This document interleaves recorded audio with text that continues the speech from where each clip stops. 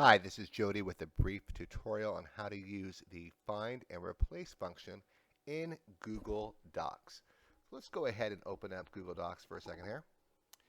And here you're going to see a wonderful letter that says, Dear Teachtopia, I just want to say that Teachtopia is the best ever since I discovered Teachtopia. And it mentions Teachtopia again. Let's say you don't want to write the letter Teachtopia. Let's say instead you want to write it to another company you might have heard of named Google. So let's go ahead and what we do is we go to the edit part of the menu here. We go to edit, not file, but edit. We go to find and replace, and we're going to find every instance of Teachtopia. Every time Teachtopia happens, we're going to write, so we go find Teachtopia, and we're going to replace it with Google. Okay, now we're also going to replace all.